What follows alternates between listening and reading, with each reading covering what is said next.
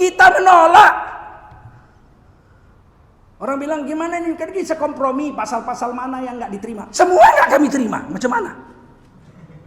Semua nggak diterima oleh MUI, Muhammadiyah dan NU. Nggak ada kompromi, nggak ada, batalkan aja, nggak ada gunanya. Betul, orang sudah ada kok aturan-aturan yang mengikat. 74 tahun aman. Tetapi ketika agama terancam, ketika PKI memberontak, NU, Masumi semua itu bersatu.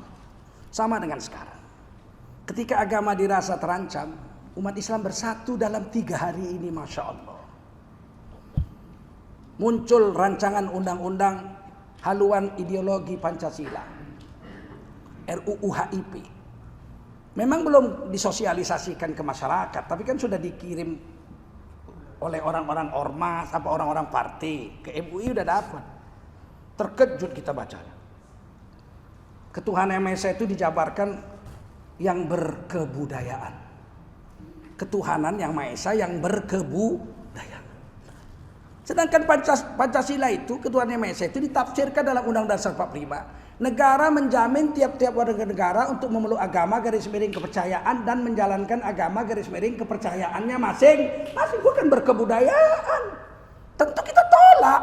Pancasila jadi Trisila, Trisila jadi Ekasila, Ekasila menjadi gotong royong. Nolak semua. Alhamdulillah per hari ini Majelis Ulama Indonesia Pusat ditambah dengan 34 provinsi MUI seluruh Indonesia tanda tangan menolak rancangan HIP itu. Muhammadiyah malah membuat brigade jihad untuk mengawal RUU HIP itu. NU menolak juga. Matlaul Anwar, tempat saya bernaung, saya wakil ketua fatwa di situ, menolak juga. Dan sekarang seluruh Indonesia menolak.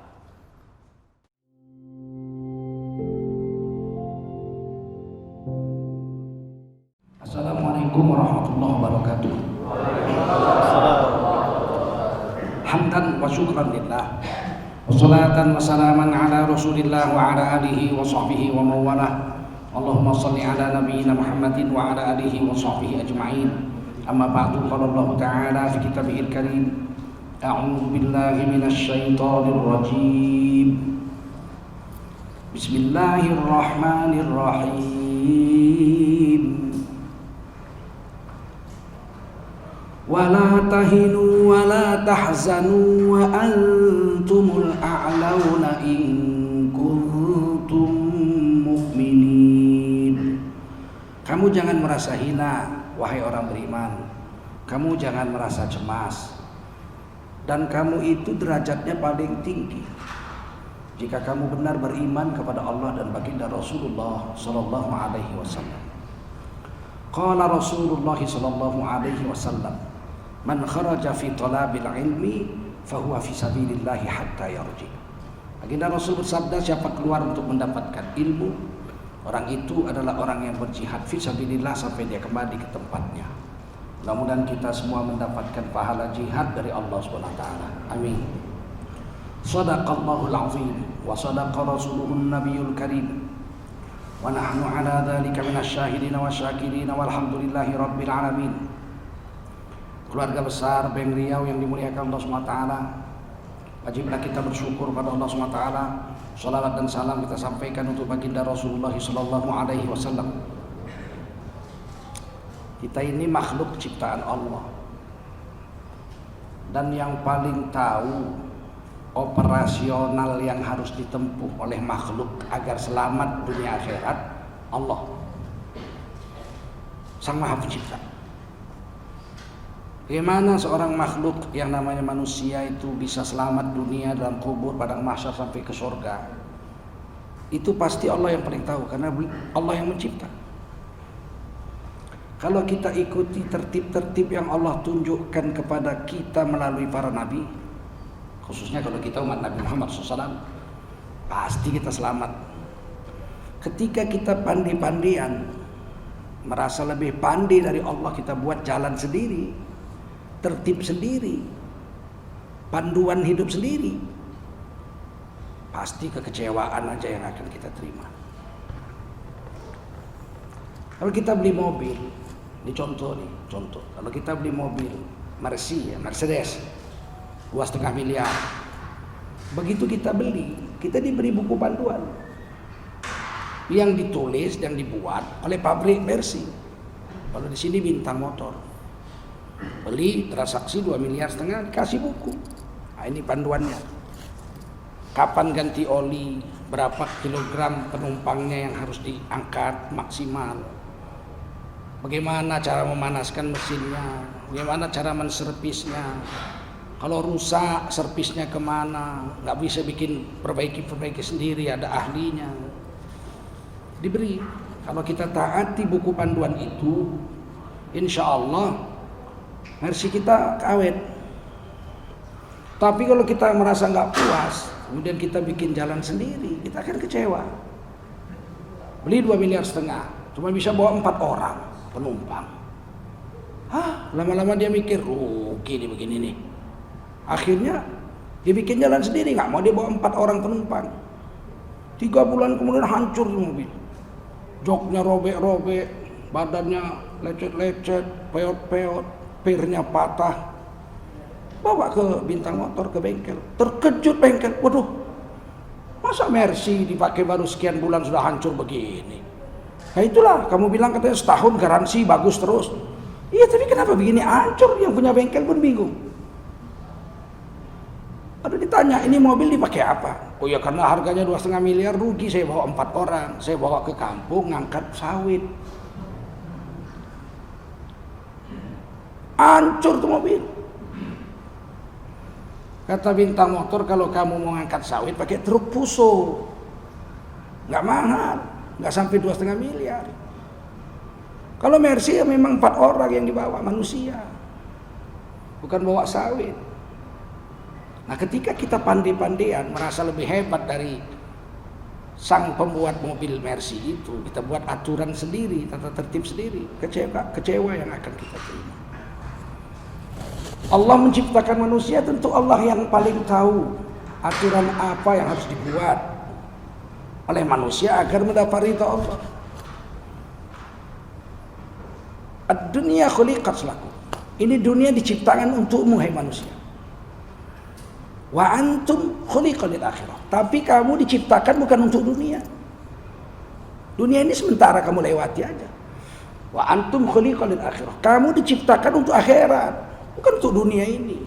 Dunia ini ala kadar, kata Nabi, bagai musafir yang istirahat di bawah sebatang pohon, yang akan melanjutkan perjalanan lagi, perjalanan yang panjang, puluhan ribu tahun dikubur, padang mahsyar berjuta miliar tahun. Akhirat, terakhir surga atau neraka. Dan Allah nggak mau kita masuk neraka, nggak mau Allah. Sebab kita makhluk yang dicipta di surga. Nabi Adam itu diciptakan di surga. Uskun anta wa zaujukal jannah. Diamlah kamu hai Nabi Adam dengan istrimu di surga ini. Kita dicipta di surga. Nabi Adam 100 tahun tinggal di surga, 950 tahun di dunia, menurut Qasasul Anbiya, kitab Imam Ibnu Katsir. Nabi Adam diciptakan di surga, bukan di dunia. Tapi Nabi Adam itu ketika diciptakan di surga untuk dikirim ke dunia sementara waktu, menjadi khalifah di dunia. Itu tertibnya. Sebelum Nabi Adam dijadikan, Allah udah janji sama para malaikat dan termasuk iblis. Azazil, nama iblis, ada situ. Wa idh qala rabbuka lil malaikati inni ja'ilun fil ardi khalifah. Dan ingat olehmu ketika Allah berfirman kepada para malaikatnya, termasuk iblis, penghulu malaikat waktu itu, sesungguhnya aku akan jadikan seorang manusia menjadi khalifah, tapi di dunia, fil ardi khalifah. Jadi belum jadi Nabi Adam itu sudah dijanjikan bakal ke dunia sebelum jadi. Walaupun Nabi Adam itu diciptakan di surga, Jannatun Aden, surga Eden. Aden, orang Kristen bilang Taman Eden, Jannatun Aden. Tapi diisytiharkan oleh Allah bahwa akan diciptakan manusia yang di surga Aden ini untuk sementara ke dunia, jadi khalifah. Qalu, para malaikat bertanya, ataj'alu fiha may yufsidu fiha wa yasfikud dima.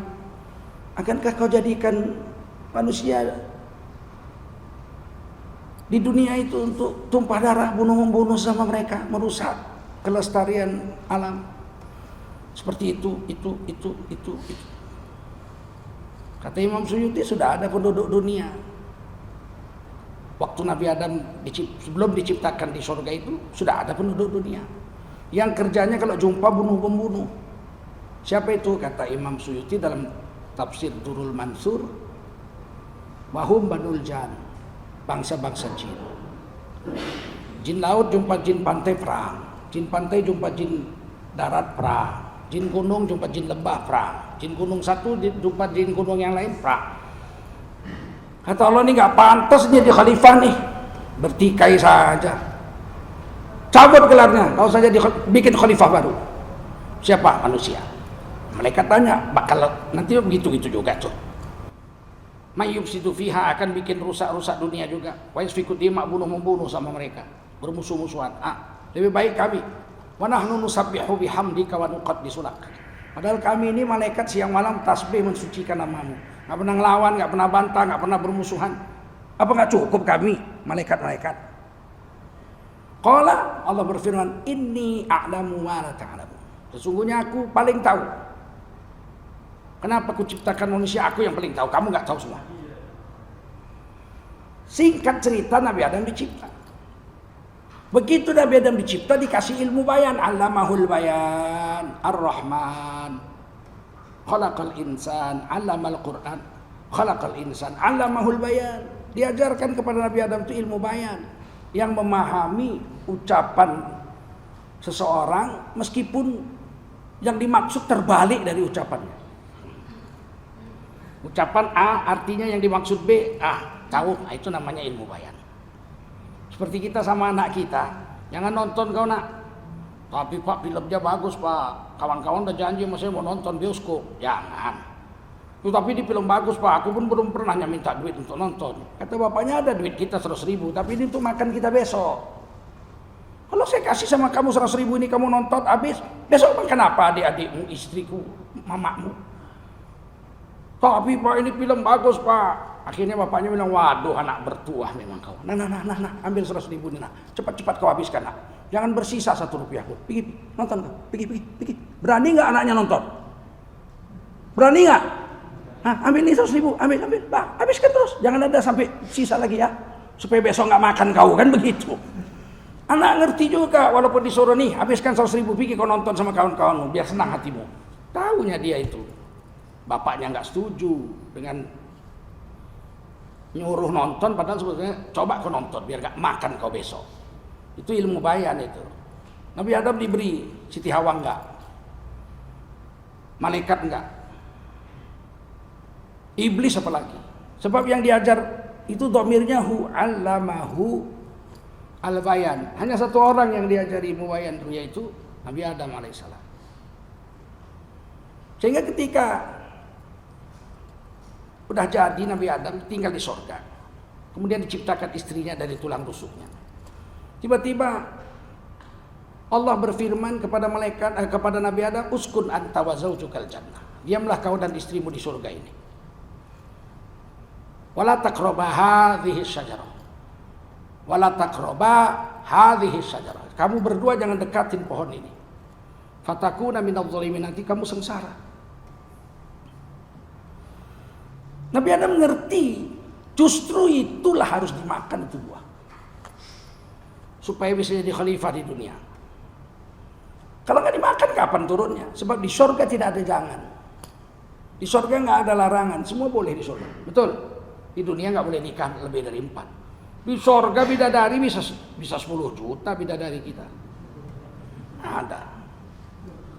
Di sini nggak boleh makan lebih dari kenyang. Bisa haram kita sampai muntah makan kekenyangan. Di sana makan aja 1000 tahun makan aja nggak berhenti boleh. Tidur aja. Sini mana boleh tidur aja. Waktu sholat wajib bangun tidur. Sholat, habis sholat tidur lagi boleh. Sana nggak ada, di surga nggak ada sholat. Di surga nggak ada puasa. Di sana nggak ada jangan. Nabi Adam ngerti.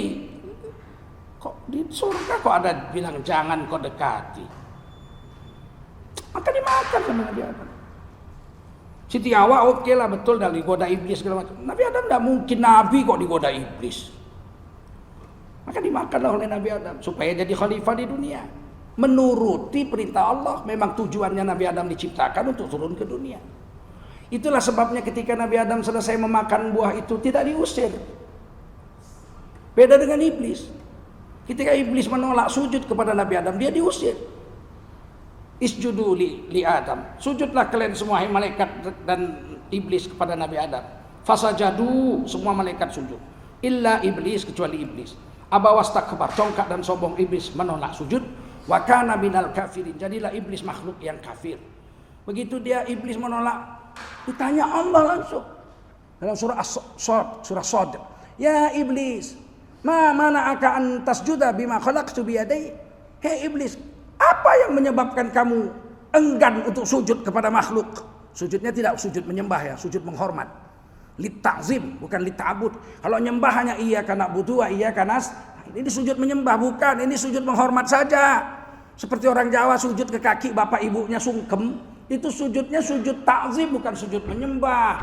Seperti Nabi Yusuf, saudara-saudara yang 10 yang membuang Nabi Yusuf waktu masih anak-anak, ketika belakangan mereka tahu Nabi Yusuf sudah jadi raja di Mesir, kharru lahu sujada. 10 saudaranya tersungkur ke kaki Nabi Yusuf, sujud kepada Nabi Yusuf. Surah Yusuf ayat 100.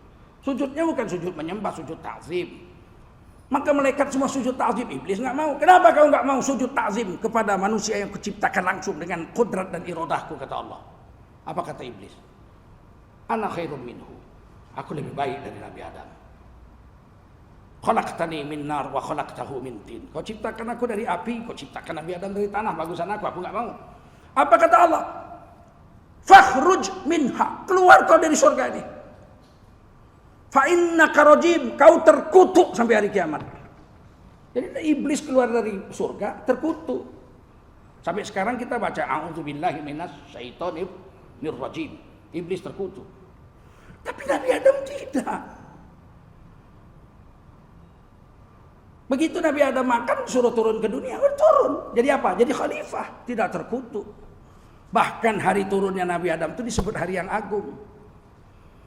Kalau iblis turun ke dunia hari terkutuk, Nabi Adam dengan Siti Hawa turun ke dunia hari yang agung. Lihat hadis Bukhari. Khairul yaumi tala'at alaihi syamsu yaumul jumu'ah. Hari terbaik yang pernah disinari matahari dari awal dunia sampai hari kiamat adalah hari Jumat.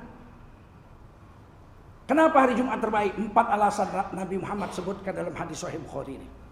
Fihi khuliqa Adam. Hari Jumat jadi hebat. Jadi hari terbaik karena Nabi Adam diciptakan Allah di hari Jumat. Wa fihi udkhilal jannah. Dan hari Jumat Nabi Adam dimasukkan ke surga. Jadi hari terbaik. Wa fihi ukhrija minha. Dan Nabi Adam diturunkan ke dunia hari Jumat. Hari Jumat menjadi hari yang agung. Ini bukan hari yang terkutuk Nabi Adam turun. Kita bukan keturunan manusia terkutuk kita. Betul? Enak aja dibilang Nabi Adam berdosa. Kita keturunan manusia terkutuk. Bukan, kita keturunan manusia agung kita.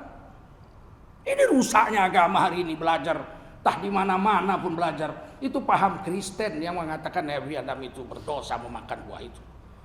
Paham orang Islam tidak berdosa. Ditulis dalam tafsir Sawi, karangan Imam Sawi. Ditulis dalam tafsir Durrul Mansur dan lain-lain. Kita aja ngaji nggak jelas. Ngaji dari Google. Ada pengajian pergi. Kayak udah pandai aja dengan agama. Hari ini agama dirusak. Ratusan tahun dirusak. Dan hari Jumat itu bagus. Hari yang terbaik. Karena Nabi Adam wafatnya hari Jumat. Ketika Nabi Adam turun ke dunia. Kenapa Nabi Adam turun? Memenuhi tata tertib. Panduan hidup dari Allah Subhanahu wa ta'ala. Nabi Adam turun itu mukjizat, bukan main-main. Nabi Adam turun menembus 2 alam. Alam gaib, surga, menuju alam nyata dunia. Betul? Dan menembus alam semesta ini. Harusnya hancur berkeping-keping Nabi Adam. Seperti Nabi Muhammad, Isra dan Mi'raj dari dunia, nembus ke langit, menembus alam nyata, sampai ke alam gaib, di bawah aras Allah SWT. Mesti sesuatu yang agung itu. Tidak banyak makhluk yang bisa nembus langit. Yang namanya manusia cuma berapa? Nabi Adam dengan Siti Hawa turun, nggak balik lagi, mati di sini. Nabi Isa naik ke langit, tinggal di langit kedua dengan Nabi Yahya bin Zakaria, nanti turun lagi Nabi Isa membunuh Dajjal. Hidup 40 tahun, wafat dikuburkan di samping kuburan Rasulullah di Madinah sebagai umat Rasulullah SAW. Nabi Muhammad Isra dan Mi'raj, berangkat waktu Isya, pulang sebelum subuh. Nggak banyak orang yang bisa menembus langit. Salah satunya Nabi Adam. Nah, ketika Nabi Adam di dunia, Nabi Adam ikut aturan Allah. Sholat, zikir, menjauhi yang haram, mengikuti syariat. Anaknya kawin, nggak boleh yang kembar. Habil dengan saudaranya kembar nggak boleh kawin. Qabil dengan saudaranya kembar nggak boleh kawin, harus silang. Itu syariatnya, waktu kawin harus silang. Qabil nggak mau karena saudara kembarnya cantik, Iklimah dibunuhnya abangnya. Jadi pembunuhan itu sudah terjadi sejak zaman Nabi Adam. Pembunuh pertama Qabil, dibunuhnya saudaranya, melanggar aturan Allah. Oleh karena itulah kita ini sebagai manusia hidup di sebentarnya kita hidup di dunia, nggak lama-lama, 50-60 tahun mati kita. Selama 60 tahun kalau kita taati aturan Allah dan Rasul, kita akan bahagia puluhan ribu tahun di kubur. Kita akan bahagia jutaan miliaran tahun di padang mahsyar. Waktu itu padang mahsyar buminya terbuat dari tembaga, kata Nabi. Matahari ini sudah musnah, bumi sudah musnah, dibikin bumi baru terbuat dari tembaga. Dan dibuat matahari baru sejengkal di atas kepala. Bayangkan sejengkal di atas kepala. Orang saat itu berenang-renang di lautan keringat. Direbus oleh keringatnya masing-masing. Tapi ada 7 golongan yang selamat. Nah, itu kan. Jadi ada aturan Allah diikuti supaya selamat. Pertama, imam yang adil. Kedua, orang yang hatinya tergantung di masjid. Ketiga, orang yang bertemu dan pisah karena Allah. Keempat, orang yang diajak berzina oleh wanita cantik dan bangsawan, dia menolak karena takut sama Allah. Ada 7 golongan orang yang mengikuti aturan tata tertib Allah di padang mahsyar selamat. Ada orang di dalam kubur padang mahsyar yang mengikuti tata tertib Allah dan Rasulnya selamat di kubur. Sebab di kubur itu berlaku pemeriksaan iman.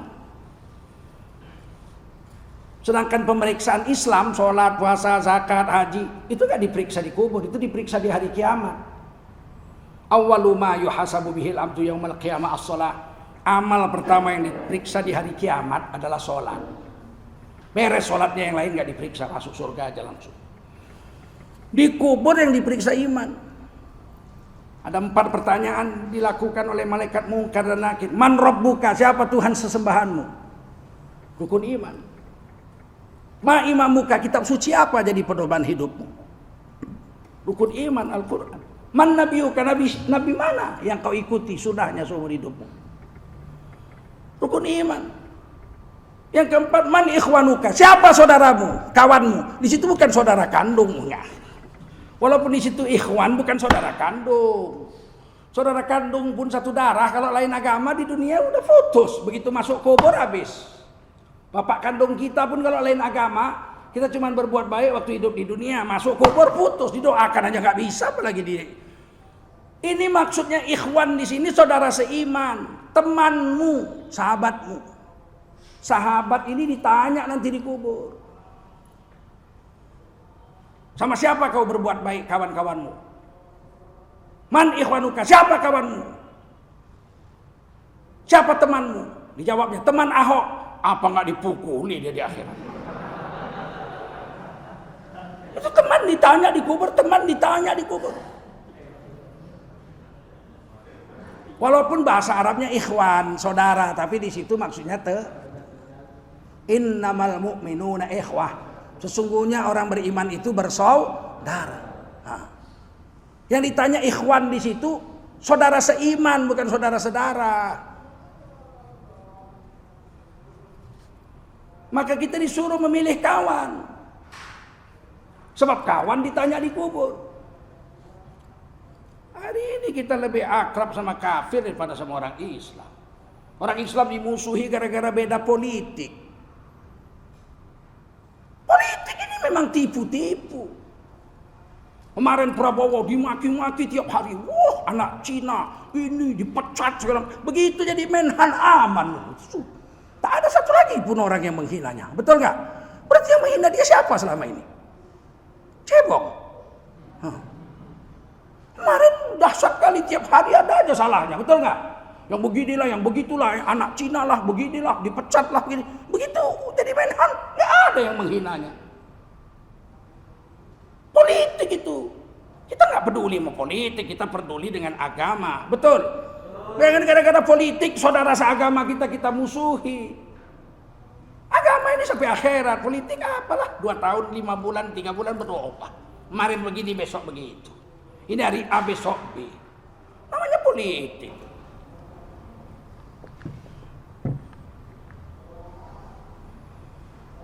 Hari ini menyedihkan ini nasib orang beriman ini. Bermusuhan sesama kita. Gara-gara politik. Nah, tugas kita bagaimana kita soal politik udahlah. Habis itu ya udah, kita kan tetap bersaudara. Sholat tetap berjemaah. Di kubur tetap ditanya pertemanan kita ini. Di akhirat saling memberi tolong menolong, syafaat. Karena iman kita. Ini Pak, perpecahan umat ini sudah terjadi sejak zaman Belanda. Belanda itu divide et impera. Kalau Belanda lawan kita, mana menang Belanda? Belanda cuma 6 juta penduduknya, kita 60 juta. Kalau perang Belanda sama kita, habislah dia. Dia nggak mau perang sama kita. Paling kalau ada pasukan 100, orang Belanda aslinya yang kulit putih 6. Sisanya Belanda hitam semua, londo ireng. Kita sama kita berbunuh-bunuhan. Mana dia yang bunuh-bunuhan sama kita? Kalau kita sama dia bunuh-bunuhan, menang kita udah pasti. Berapa lah dia? Didatangkan pun semua dari Belanda sana, sampai yang bayi-bayinya cuma 6 juta. Kita 60 juta. Tapi kita kan diadu domba. Merdeka pun begitu, kita diadu domba. Ketika pemilu pertama 1955, kita udah dipecah jadi 2. Dipecah jadi 2. Kata itu waktu itu pemenang pemilu 4, nasionalis yang lebih mementingkan ide-ide sekuler daripada agama, PNI, pimpinan Bung Karno. Yang kedua Masyumi, Majelis Syuro Indonesia Partai Islam, yang didirikan oleh pendiri NU Kiai Haji Hasyim Asy'ari pada Kongres Umat Islam pertama di Jogja tanggal 7 sampai 9 September 1945. 3 minggu setelah Indonesia merdeka sudah dibuat Majelis Syuro Indonesia untuk menampung seluruh orang Islam dalam berpolitik. Sayangnya Bung Karno kan baru buat pemilu 10 tahun kemudian. 1955 baru dibuat politik, baru dibuat pemilu. Menjelang 55, Bung Karno naik haji dibawa orang-orang PKI, dibawa orang-orang NU. Entah apa lobi-lobi di sana. Pulang-pulang NU keluar dari Masyumi. Padahal yang membuat Masyumi itu dan berjanji tidak membuat partai Islam selain Masyumi itu Hasyim Asy'ari, pendiri NU. Dengan ulama-ulama seluruh Indonesia. Tiba-tiba NU bikin partai NU. Baru PKI. Partai Komunis Indonesia. Yang sudah dilarang tahun 1948. Karena membunuh kiai-kiai dan tentara-tentara yang ada di Madiun dan sekitarnya sampai Pacitan. Dipimpin oleh Musso. Oleh Muhammad Hatta, Perdana Menteri waktu itu, dimatiin semua. Tidak ada satu pun PKI Musso yang hidup. Mati semua. Yang lolos karena melarikan diri ke Soviet. Lolos. Nggak mati. Tahun 48 dilarang PKI. 49, 50, 51, 52. Menjelang pemilu 55, 52. Tokoh-tokoh PKI muda jumpa Bung Karno. Edit, Nyoto dan lain-lain. Ke rumah Bung Karno Jalan Pegangsaan Timur. Ngobrol. Berapa hari kemudian Bung Karno mencabut larangan PKI. PKI boleh ikut pemilu. Setelah dilarang 48, 49, 50, 51, 52, 5 tahun dilarang PKI.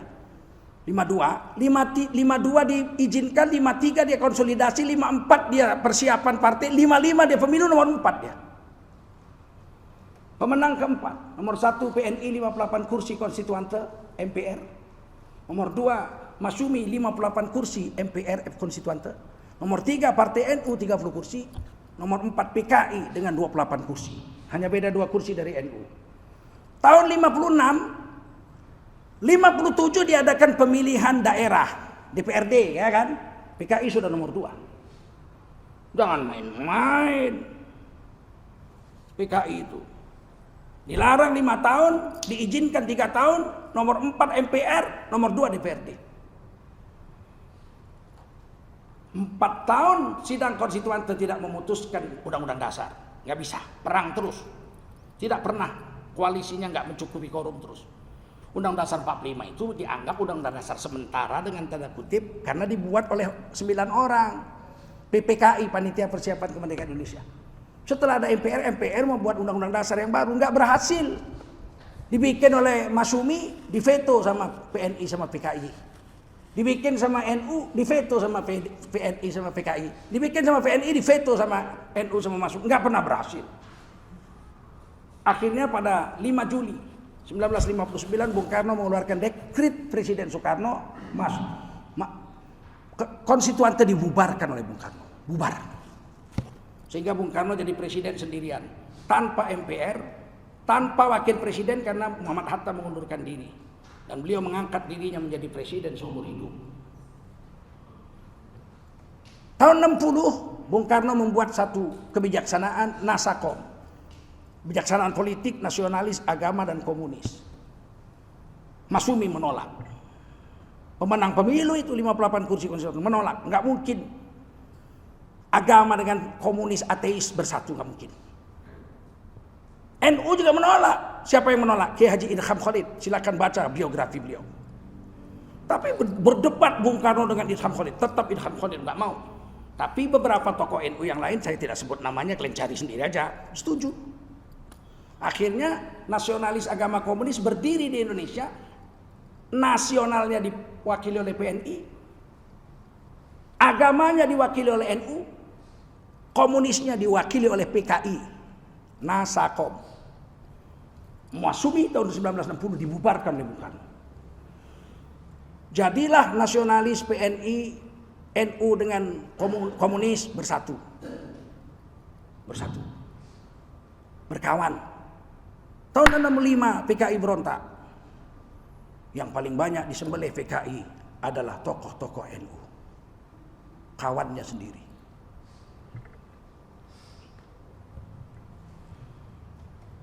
Sekarang ini begitu juga sama. Musuh adalah Hizbut Tahrir. Karena mau bikin khilafah. Sama bejatnya dengan PKI. PKI 2 kali membunuh orang. Tahun 48, tahun 65. Bahkan tahun 1926 pernah berontak juga. Cuman masih Hindia Belanda. Itu Tahrir belum pernah, dan Hizbut Tahrir itu bukan partai terlarang. Dia bukan partai. Dia hanya ormas. Apa? Ormas. Sama dengan Forkot. Forkot juga dicabut izinnya. Forkot, Forum Kota. Dicabut juga izinnya. Sama dengan HTI. Bukan partai terlarang. Dia bukan partai. Kemudian FPI dicabut izinnya, nggak diperpanjang. FPI bukan partai. FPI ormas. Dia tetap jalan. Wirid Yasin, Persatuan Bola Poli. Itu kan nggak ada izinnya juga. Betul? Bukan partai terlarang. Tapi seolah-olah kan diposisikan sebagai partai terlarang. Semua yang tidak setuju dengan rejim dianggap Islam yang rusak, radikal, pemecah belah persatuan, penebar kebencian, segala macam. Dicari-cari salahnya. Kalau saya udah puas saya. Ustadz abal-abal gak bisa baca Quran. Bayangin. Saya dibilang gak bisa baca Quran. Berani mereka, namanya PKI. Berani bilang Teguh Zulkarnain gak bisa baca Quran. La ilaha illallah. Saya kalau jawabin satu-satu matilah saya, habislah waktu saya. Saya baca aja Quran 1 juz 30, juz 1 saya baca, upload di YouTube. Nih, bacaan Quran Teguh Zulkarnain. Diam fitnahnya. Muncul fitnah kedua. Apa itu? Punya Robicon. Wah, mobil Robicon. Apa Robicon? Rumah aja aku nggak punya, di Jakarta masih kontrak. Padahal kalau uang ceramah aku pakai, bisa beli rumah 3 miliar di Jakarta. Karena nggak bisa. Istri saya udah janji sebelum kawin tidak memakan uang ceramah. Maka saya masih kerja sampai sekarang walaupun sudah pensiun pegawai negeri. Muncul pula lagi fitnah. Penyambung ayam.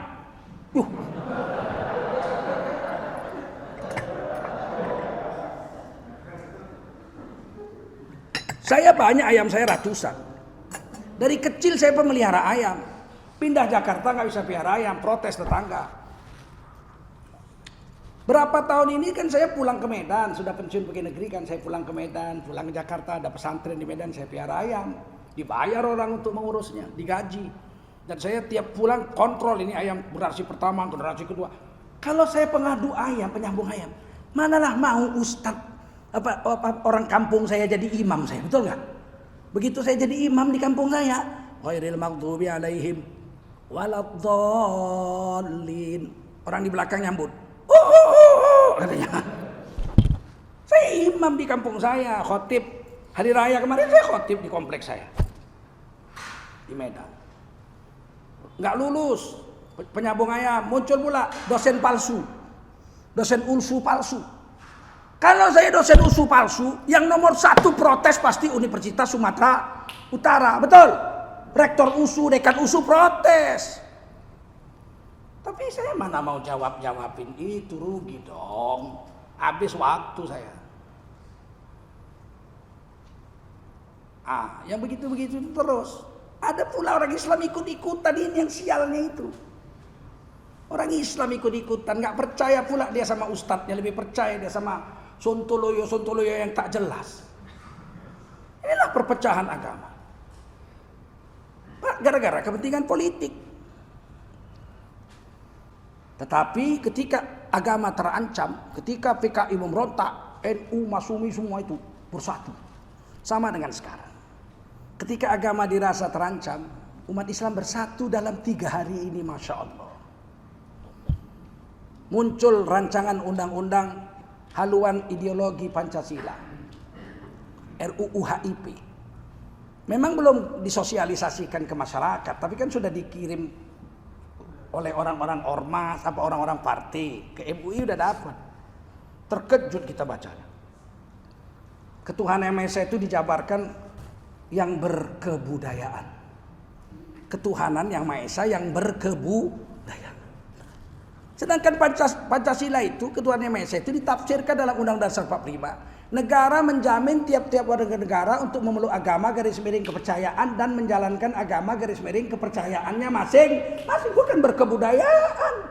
Tentu kita tolak. Pancasila jadi Trisila, Trisila jadi Ekasila, Ekasila menjadi gotong royong. Nolak semua. Alhamdulillah per hari ini Majelis Ulama Indonesia Pusat ditambah dengan 34 provinsi MUI seluruh Indonesia tanda tangan menolak rancangan HIP itu. Muhammadiyah malah membuat brigade jihad untuk mengawal RUU HIP itu. NU menolak juga. Matlaul Anwar, tempat saya bernaung, saya wakil ketua fatwa di situ, menolak juga. Dan sekarang seluruh Indonesia menolak. Profesor Mahfud MD mengatakan pemerintah tidak mau menerima kalau enggak dimasukkan TAP MPRS nomor 25 tahun 66 tentang PKI. Jadi dimasukkan. Artinya pemerintah menerima, ya kan? Kalau masuk TAP kita menolak. Orang bilang gimana ini, kan bisa kompromi, pasal-pasal mana yang nggak diterima. Semua nggak kami terima, macam mana? Semua nggak diterima oleh MUI, Muhammadiyah dan NU. Nggak ada kompromi, nggak ada, batalkan aja, nggak ada gunanya, betul? Orang sudah ada kok aturan-aturan yang mengikat. 74 tahun aman, ngapain dibikin-bikin sekarang? Trisno, wakil ketua pengarah BPIP pun menolak per hari ini. Padahal dia BPIP, wakil ketua pengarah, menolak. Alhamdulillah saya beberapa jam ini tenang sekali jiwa saya. Mungkin merah wajah saya saking senangnya. Kenapa? Ternyata umat Islam masih punya sisa-sisa semangat jihad. Ketika berpecah dalam urusan politik, ternyata umat Islam bisa bersatu ketika membela urusan agama. Ini yang harus dipupuk, tidak boleh hilang. Baik saudara, saya akan tutup ceramah ini. Simpel aja hidup ini sebenarnya. Ikut aturan Allah. Siapa yang bawa aturan Allah? Nabi, siapa lagi? Mungkin Allah sendiri menurunkannya langsung? Tak mungkin. Terus siapa yang membawa aturan Allah? Nabi. Aturan Allah itu dibawa oleh Nabi. Nabi Muhammad SAW cuman membawa 2 garis besar. Walladzi arsala rasulahu bil huda wa dinil haqq. Dialah Allah yang telah mengutuskan rasulnya Nabi Muhammad sallallahu alaihi wasallam bil huda, membawa petunjuk hidup, membawa hidayah. Jadi Nabi Muhammad tidak membawa budaya. Tidak ada budaya Nabi Muhammad. Nabi Muhammad gak pernah bikin puisi, gak pernah bikin tari-tarian, gak pernah mengarang prosa. Gak ada cerpen karangan Rasulullah. Betul gak? Yang dibawa Nabi itu bukan budaya, tapi hidayah. Jubah kan budaya Arab. Itulah bodohnya itu jubah. Nabi Yusuf, orang Bani Israel di Quran pakai jubah. Nabi Yusuf. Waktu diajak berzina oleh Siti Zulaikha, lari dia ke pintu. Pintu udah dikunci, jadi ada kunci. Lari ke pintu, ditarik jubahnya, robek sebelah belakang. Dibuka pintu, wa alfaya sayyidaha ladal bab. Sudah berdiri suami wanita itu di depan pintu, raja namanya Kitfir. Ngapain kau di kamar istriku? Kunci-kunci berdua-dua. Mesti ada yang salah. Kata istrinya, aku gak salah. Kata Nabi Yusuf, aku gak salah. Istrimu yang salah. Kata istrinya Kitfir Siti Zulaikha, apa hukuman yang pantas, yang pedih, yang harus dijatuhkan kepada seorang laki-laki yang mencoba menggoda istri laki-laki terhormat? Begitulah bahayanya perempuan. Udah dia yang mau, awak dituduhnya. Jadi kalian hati-hati sama perempuan. Bang, ikhlas. Nanti masuk penjara kalian baru tahu kalian. Jangan percaya mulut perempuan. Kecuali istri kalian saja.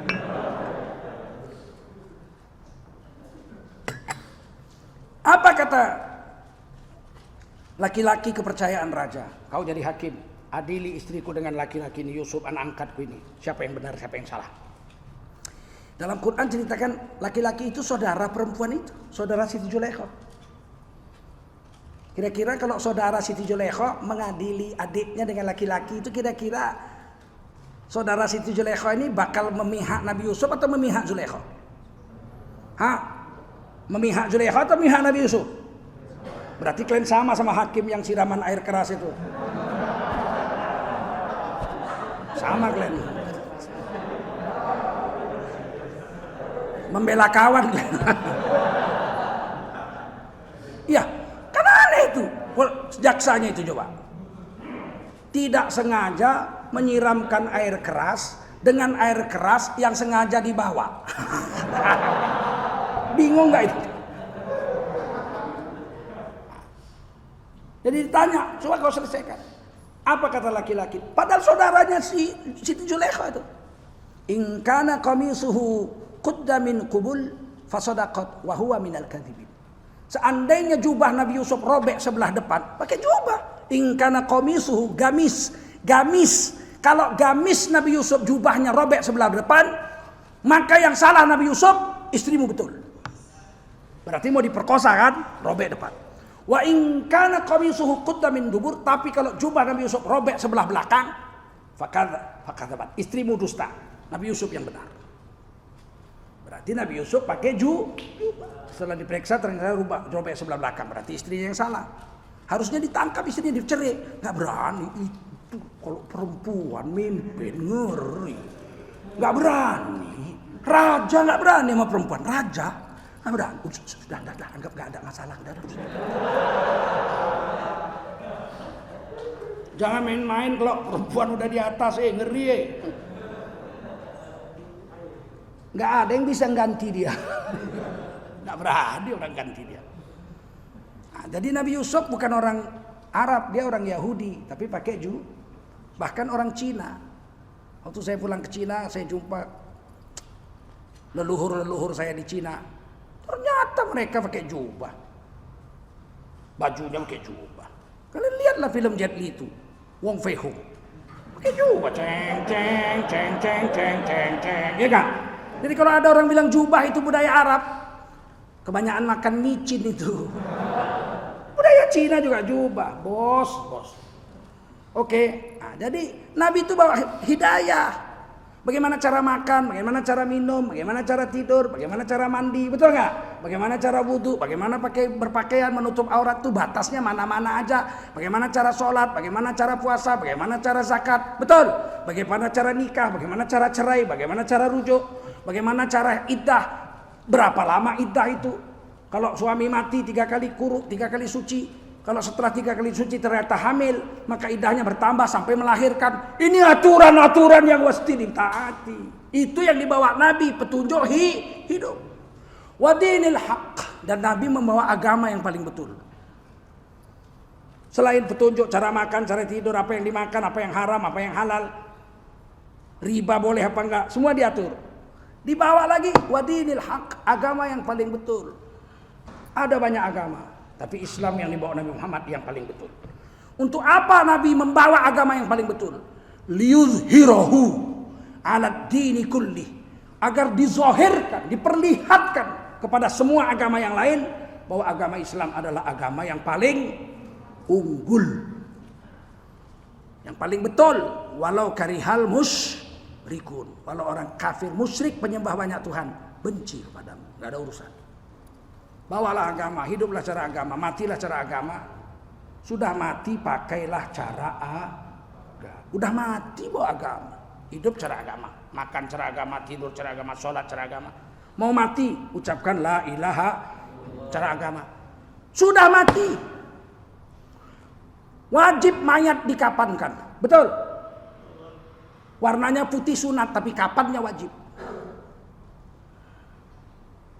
Yang kedua wajib dimandikan dengan air mutlak, suci lagi mensucikan. Tidak boleh ngarang-ngarang sendiri. Saudara-saudara, berhubung saya ke Direktur Utama PT Pertamina, bapak saya meninggal pagi ini, maka siang ini akan saya mandikan pakai Pertamax Turbo. Agama ini bukan main-main sak sukamu, betul gak? Udah mati bawa agama. Bukan main-main sak suka hati kita, aturan Allah. Walaupun kau Direktur Utama Pertamina, jangan kau mandikan pakai solar, nenekmu mati. Mudah-mudahan ceramah ini ada manfaat. Mulai hari ini cobalah ikuti aturan Allah. Kalau belum bisa melakukannya, jangan melawan. Ada aturan Allah, kita belum bisa buat. Kita tahajud malam doa, ya Allah, aturanmu begitu, aku pun tahu, tapi aku belum bisa buat. Berilah hidayah, tsabbit qulubana ala dinik. Jadikan hati kami ini kokoh dengan agamamu, ya Allah. Hati kami belum mau bertukar, mau ikut agama belum mau. Ya musarrifal qulub, wahai yang membolak-balikkan hati. Sarrif qulubana ala ta'atik. Tukarlah hati kami supaya taat kepada aturan. Doa jangan ngelawan. Kalau nggak ngelawan cuman berdosa, fasik, tidak kafir. Apa hukumnya sholat? Wajib. Kenapa kau nggak sholat? Ya itulah payah sholat itu. Sholat zuhur ku tangkap, asar lepas. Ku tangkap asar, maghrib bablas. Doakan aku ya bisa sholat 5 waktu sebelum mati. Lebih aman daripada melawan. Sholat hukumnya apa Pak? Terserah aku mau apa kau. Ya kan sholat hukumnya wajib Pak. Wajib kau bilang. Kalau aku bilang enggak, kenapa kau? Kenapa mesti melawan? Jangan melawan. Ini aja. Saya kemari dengan adik-adik komunitas Riau Mengaji. Setahun sudah berdiri. Sudah dibagikan Quran mushaf seperti ini. Mushaf Ummul Qura 10.000 mushaf. Artinya sudah 10 miliar. Uang kaum muslimin yang disalurkan, termasuk tidak harganya 100 enggak. 100 ini satu ini. Itu sebagian untuk honor-honor guru mengaji di wilayah-wilayah anak terpencil. Suku anak dalam, suku akid, suku sakai, suku kubu dan lain-lain. Satu mushaf 100.000, cetakannya bagus sekali, ada terjemahannya, dan saya akan serahkan pada adinda kita. Cuman saya mau beritahu bahwa data MUI dan data Majelis Ulama Indonesia dan data Departemen Agama, sejak zaman Belanda sampai zaman sekarang, Quran yang dicetak di Indonesia itu baru 52 juta eksemplar. Belum banyak, baru 52 juta eksemplar dari zaman Belanda sampai sekarang. Sedangkan orang Islam di Indonesia 230 juta. Kalau yang 52 juta itu dibagi satu-satu dan gak rusak-rusak dari zaman Belanda sampai sekarang, itu artinya ada 170 juta rakyat Indonesia belum pernah melihat Quran, apalagi memilikinya. Kalau bapak-bapak pergi ke kampung-kampung, jangankan Quran, Yasin aja gak punya. Saya tahun 70-an, tahun 71, 70. Yang Quran saya itu, saya bersaudara banyak, anak bapak, ibu saya 8. Bapak saya satu, ibu saya satu, nenek saya satu. 11 orang kami. Itu Quran cuma satu. Itu pun sampulnya sudah robek warna hijau. Dibawakan kakek saya dari bagan Siapi-api. Waktu ibu saya kawin, ini Quran nak, kau baca nak. Selama kau ikut suamimu, ajarkan Quran ini sama anak-anakmu. Bayangkan kami 11 orang, Quran cuma satu. Oleh karena itu, kalaupun adik-adik ini berhasil mentargetkan tercetak 1 juta Quran, itu baru 53 juta dari 230 juta rakyat Indonesia. Oleh karena itu saya minta semua kita nyumbang. Kalau nggak bisa 30 kitab 20, nggak bisa 20 10, nggak bisa 10 5. Minimal yang hadir hari ini 1. Besok berhenti merokok sehari. Sedekah kita, kurangi makan kita, biasa 3 kali 2 kali. Supaya apa? Supaya bisa nyumbang. 1 huruf pahalanya 10. Bayangkan kalau khatam 70.000 malaikat turun mendoakan kita.